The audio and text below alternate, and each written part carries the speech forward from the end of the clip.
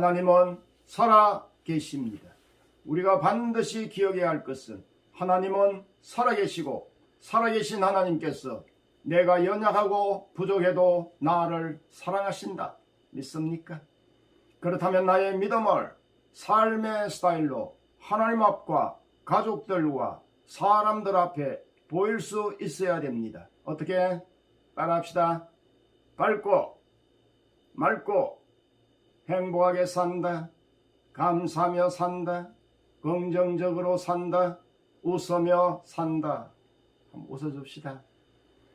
9월 13일 주일 마가복음 5장 21절에서 24절 넘어가서 35절에서 43절입니다.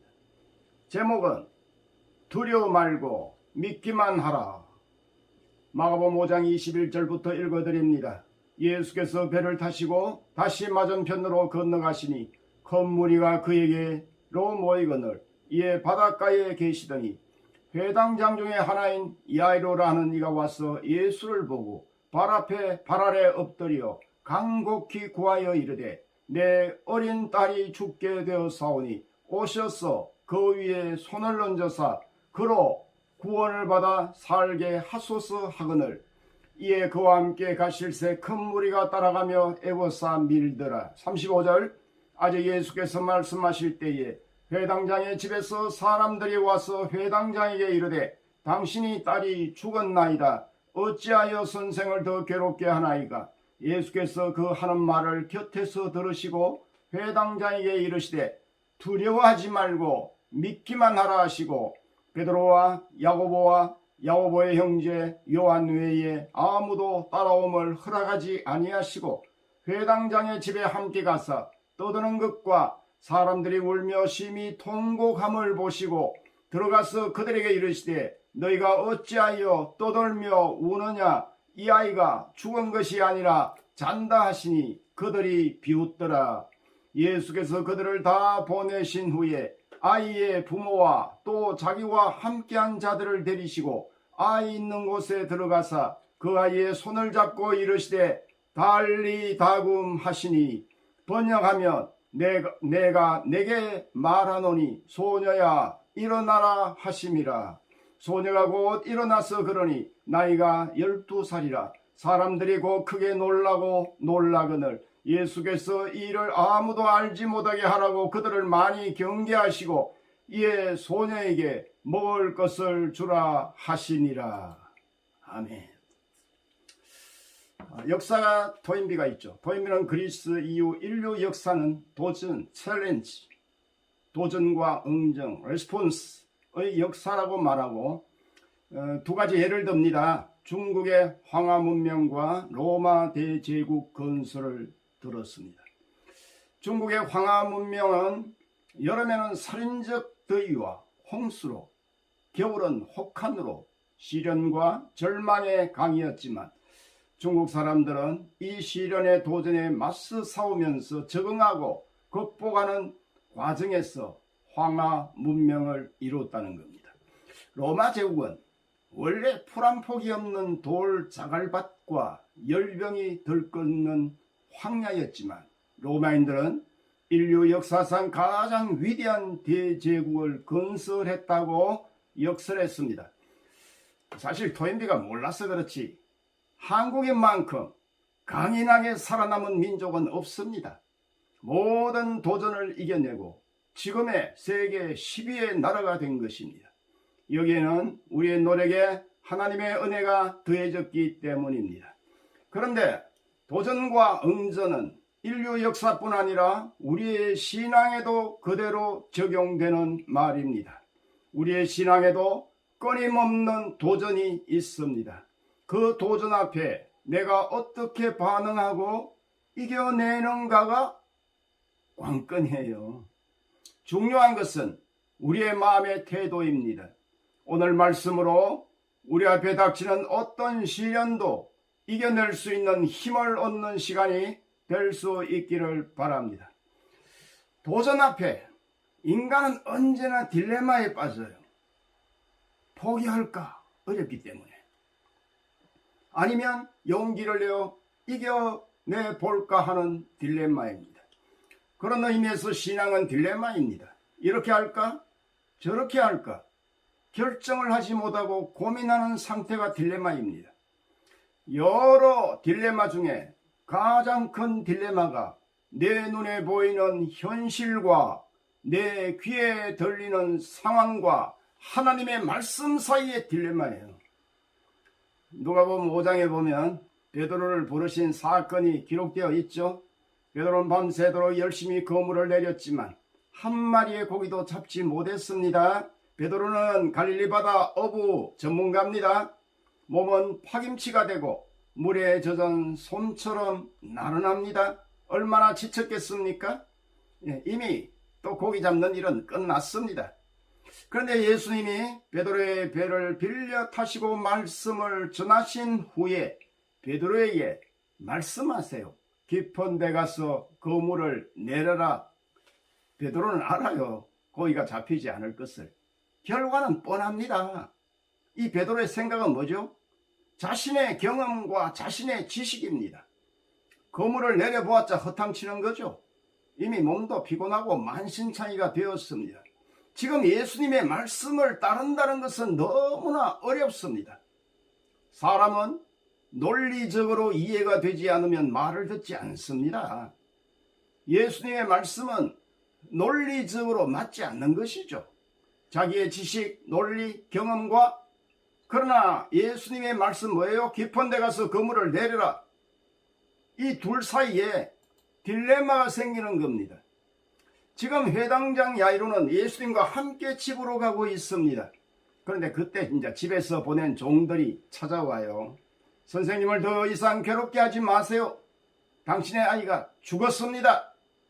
이야, 본문에 나오는 야이로는 설마 혹시나 했던 그 생각하고 싶지도 않았고 결코 듣고 싶지도 않았던 절망의 소리를 지금 듣습니다. 한쪽 귀로.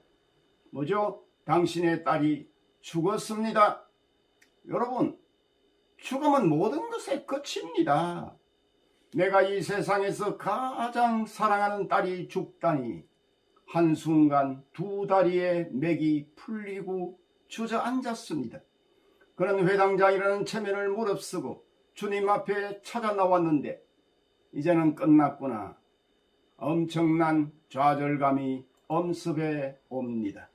자신의 귀에 들리는 말은 철저한 절망의 보고입니다. 자, 야이로가 이날까지 갖고 있던 상식, 지식, 경험, 논리 다 동원해도 이 상황을 돌릴 수 있습니까? 없습니다. 한쪽 귀로 딸의 죽음의 소식을 듣고 있는데 그래서 슬픔으로 통곡하는 그 순간입니다. 그때 다른 쪽 귀로 주님의 음성이 들립니다. 36절에 두려워 말고 뭐해라? 믿기만 하라. 이거 지금 말이 되는 겁니까? 믿을 것이 따로 있지. 이쪽 귀로 들리는 죽었다는 그 말은 실제 현실입니다. 상황입니다.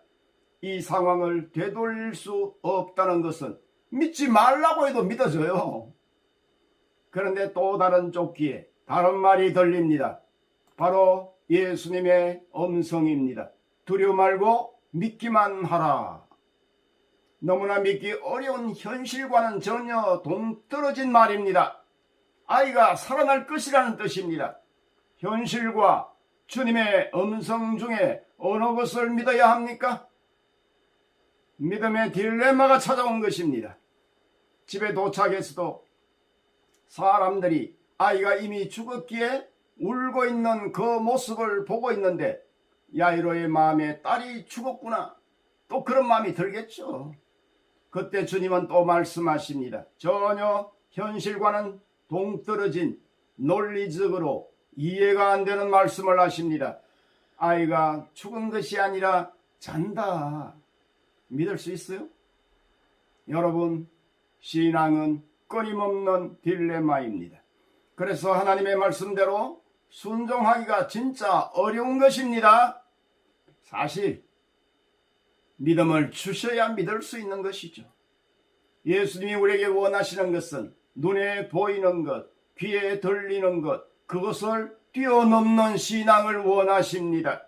나의 말을 현실과는 전혀 동떨어져도 그것을 한번 마음으로 받아들이라는 겁니다. 현실을 보지 말고 현실의 소리에 귀를 기울이지 말고 나를 보라는 겁니다. 보고 믿으려고 하지 말고 믿으면 새로운 기적을 본다는 것입니다. 믿으면 새로운 세계를 경험할 것이라는 겁니다.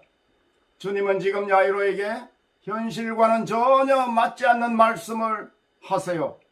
두려워 말고 믿기만 하라. 믿기만 하라. 이것은 현재 시제입니다. Don't be afraid. Just believe. 중국말로 부야오 파, 즈야오 신. 두려워 말고 어떻게 계속 믿어라. 현재 시제죠. 믿음을 놓치지 말라. 주님은 왜 이런 전혀 현실과 어울리지 않는 말씀을 하신 것입니까? 여러분, 너 낙심해서 절망해서 주저앉고 싶지? 아니다. 지금 현실을 보지 말고 마음으로 일어서라는 뜻입니다. 주님이 언제나 찾아오셔서 우리에게 주시는 말씀은 항상 비슷합니다. 두려움에 떠는 자에게 두려워 말라. 지금 근심과 걱정이 밀려오는데 왜 걱정하느냐? 걱정하지 말라. 염려하지 말라. 울고 있는 사람에게 너 울지 말라. 나인성 과부에게 그러셨죠. 두려움과 절망만 갖고 보는 것이 아니라 너 다른 시각으로 그 문제를 볼 수 없겠니? 그 뜻입니다. 예수님은 우리에게 있는 절망을 절망으로 보지 않습니다. 예. 우리가 갖고 있는 절망을 향한 보는 눈이 달랐습니다. 예수님은 사람들은 지금 아이가 죽었다며 울고 떠들고 난리입니다. 잘 들으세요. 주님이 지금 문제의 해결책을 갖고 있다는 뜻입니다. 예수님이 말씀하시는 거예요. 내가 하면 상식과 지식과 너의 경험을 뛰어넘는 일이 일어날 것이라는 겁니다. 주님이 역사하면 문제는 은혜의 도구가 되는 겁니다. 그래서 주님은 이 아이가 뭐 한다고 하셨어요? 지금 자고 있다. 여러분, 죽은 것과 자는 것은 겉으로는 비슷하지만 하늘과 땅의 차이입니다. 자면 깨우면 돼요. 일어나. 실제로 성도의 죽음은 잠 아닙니까? 데살로니가전서 4장 13절에 형제들아, 자는 자들에 관하여는 너희가 알지 못함을 우리가 원하지 아니하노니 이는 소망 없는 다른 이와 같이 슬퍼하지 않게 하려 함이라. 예수님은 이 세상의 모든 절망을 희망으로 바꾸실 수 있는 분이십니다. 죽음의 정의를 바꾸어 버리셨죠. 예, 잠으로. 예. 주님이 이 아이에게 말씀하시는 거예요. 예.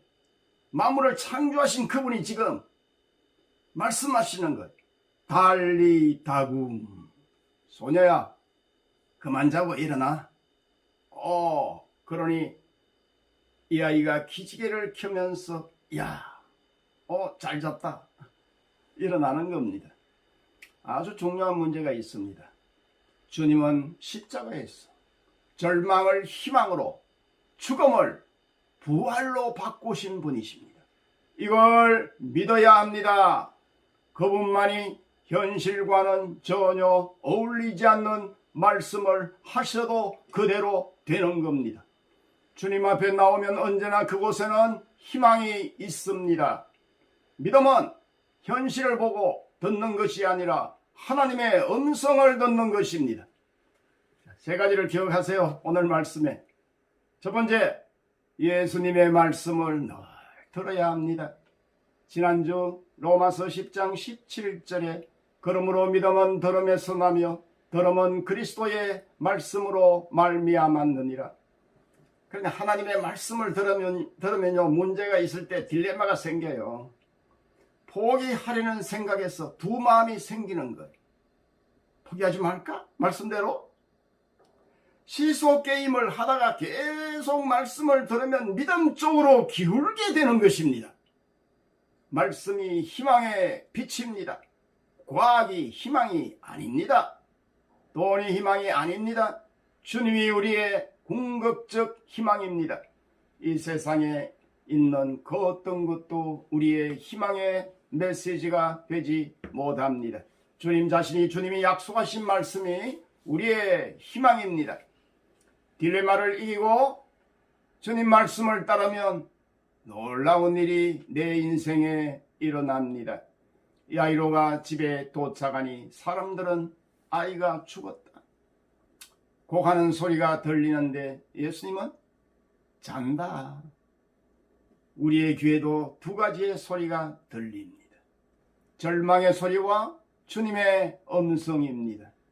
믿음은 절망의 소리를 떨쳐버리고 주님의 말씀을 듣는 겁니다. 현실과 주님의 말씀은 맞지 않아요. 그러나 야이로는 믿을 수 없었지만 절망감을 떨쳐버리고 주님의 말씀을 붙들었습니다. 그럴 때 절망이 바뀌어 희망이 되고 찬양이 되고 기쁨이 되었습니다. 오늘 우리가 살고 있는 시대는 절망의 시대입니다. 코로나가 엄청난 절망을 불러일으킵니다. 주저앉아 버린 인생을 우리는 주변에서 얼마나 많이 보게 됩니까? 지금 우리에게 필요한 것은 기적입니다. 역전입니다. 단순한 위로가 아니라 기적이 필요합니다. 지난 22년 심양 한인교회에 심호하면서 저 자신에게 저는 많은 기적을 경험했습니다. 요즘 심양 회상기 올리고 있는데 한번 쭉 보시면서 같이 은혜를 누리면 좋겠습니다. 지금 우리에게 필요한 것은 생명의 기적이 필요합니다. 딜레마를 말씀으로 이겨야 합니다. 그런 의미에서 여러분들이 말씀이 이끄는 삶에 잘 동참하고 계신 거예요. 말씀을 듣는 것이 기적의 시작입니다. 그러면 코로나의 위기를 잘 극복할 수 있을 겁니다. 자, 그래. 두 번째, 말씀을 듣고 일어서야 합니다. 말씀을 듣고 먼저 마음으로 일어서십시오. 용기를 갖는 것입니다. 어려움이 올 때 우리에게는 수시로 절망에 빠지고 싶은 유혹이 있음을 아세요? 내 마음을 절망으로 몰아가 버리고 싶은 마음이 우리에게 찾아올 수 있다는 거예요. 에이 모르겠다. 될 대로 되라. 이게 심하면 죽어버릴까? 믿음의 사람들에게도 한순간 하나님이 없는 것처럼 느껴질 수 있어요. 여러분, 어려움의 순간에 용기를 갖는 것보다 내게 다가오는 절망을 내가 받아들이고 좌절하는 것이 더 쉬워요. 그걸 쉽게 좌절하는 거예요. 여러분, 어려운 현실 앞에 얼마나 어렵습니까? 여러분, 코로나로 정말 백기를 들고 항복하고 싶습니까?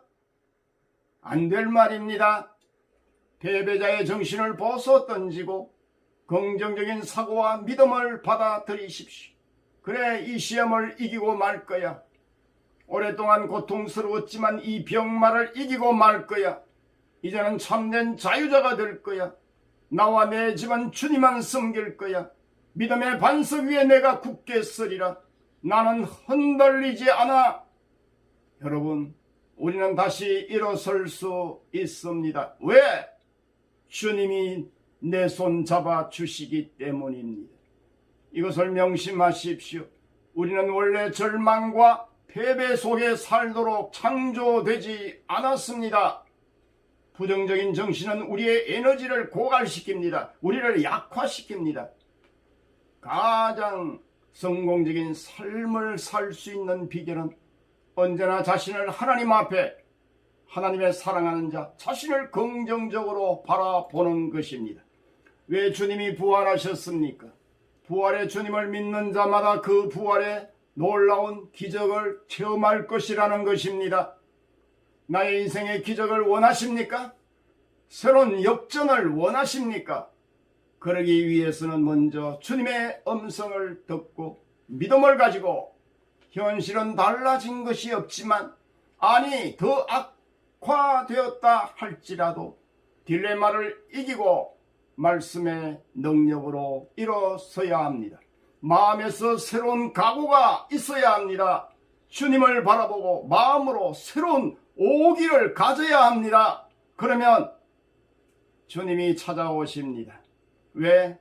주님은 믿음의 사람들을 찾고 계시기 때문입니다. 그리고 주님은 말씀해 주십니다. 뭐라고? 달리다구. 할렐루야. 자, 세 번째, 그 믿음을 잘 지켜내야 돼요. 끝까지. 가시떨기, 돌짝밭 이런 사람 다니는 길이 아니라 옥토가 되어야 되는 것이죠. 계속 말씀으로 힘을 얻어서 늘 딜레마를 이겨내어야 합니다. 그러면 우리는 기적의 주인공이 됩니다. 능력을 경험하게 될 것입니다. 사랑하는 성도 여러분, 이제는 믿음의 말을 듣고 믿음의 말을 하고 믿음의 생각을 하고 믿음의 행동을 하고 어떤 상황에서도 절대 희망의 말씀인 하나님의 말씀을 붙들고 늘 야이로에게 주신 말씀이 우리에게 주신 말씀임을 기억하셔야 합니다. 야이로의 죽은 딸을 달리 다굼이라고 하시며 살리신 기적을 제자들이 체험한 후에 제자들의 마음 한가운데 분명히 한 단어가 자리매김했을 것입니다. 힘들고 제자들이 어려울 때마다 무슨 단어가 기억났을까요? 달리 다굼. 이 아람어 단어가 생생하게 기억에 떠올랐을 것입니다. 복음을 전파하다가 힘들고 어려울 때마다 주저앉아 버리고 싶을 때마다 뇌를 스치며 지나가는 광경, 그리고 주님의 한마디 달리 다굼. 제자들은 오늘도 외칩니다. 그리고 우리도 외칩니다. 외칩시다. 두려워 말고 믿기만 하라. 달리 다굼. 사랑하는 성도 여러분, 달리 다굼. 들읍시다. 두려워 말고 믿기만 하라. 외칩시다. 달리 다굼. 남은 9월 한 달도 이 놀라운 달리 다굼의 은혜를 함께 누립시다. 할렐루야. 함께 기도하겠습니다. 야이로의 딸이 죽었습니다. 죽었다는 소식을 듣고 그 아버지 회당장 야이로가 힘들었습니다. 절망 가운데 있었지만 주님이 말씀하셨습니다. 두려워 말고 믿기만 하라. 어떻게 아이가 살아날 수 있다는 것을 믿을 수 있겠습니까? 그러나 주님의 말씀을 붙들 때 용기가 생기고 마음으로 일어설 수 있었습니다. 모든 사람들이 아이가 죽었다고 하는데 예수님은 잔다 그러시면서 말씀하셨습니다. 달리 다굼. 소녀야 일어나라. 우리의 기업이 죽은 것 같고 우리의 교회가 죽은 것 같고 이 사회가 점점 죽어가는 것 같은 이때에 하나님의 주님의 음성이 필요합니다. 달리 다굼. 이 말씀 붙들고 다시 용기를 가지고 일어서서 도전할 수 있는 믿음을 주옵소서. 성도들에게 달리 다굼의 은혜를 주시옵소서. 이 민족에게 달리 다굼의 은혜를 주시옵소서. 우리 교회에 달리 다굼의 은혜를 주시옵소서. 감사하며 예수님 이름으로 기도하옵나이다. 지금은 이 땅에 인간의 몸을 입고 오시고 우리를 위해 십자가를 지셨어. 그리고 죽은 지 3일 만에 부활하셨어. 우리의 모든 절망을 십자가에 못 박고 부활의 능력을 주신 예수 그리스도의 은혜와 우리를 사랑하사 독생자까지 아낌없이 내어주신 하나님의 무한하신 사랑과 성령의 위로 교통 역사 충만 감동 내조하심이 상황을 보지 않고 말씀 붙들고 딜레마를 이겨내고 기적을 체험하기를 원하는 기적의 주인공이 되기를 원하는 이 자리에 있는 모든 주의 백성들에게 시청자들에게 지금부터 영원토록 함께 있을지어다. 아멘.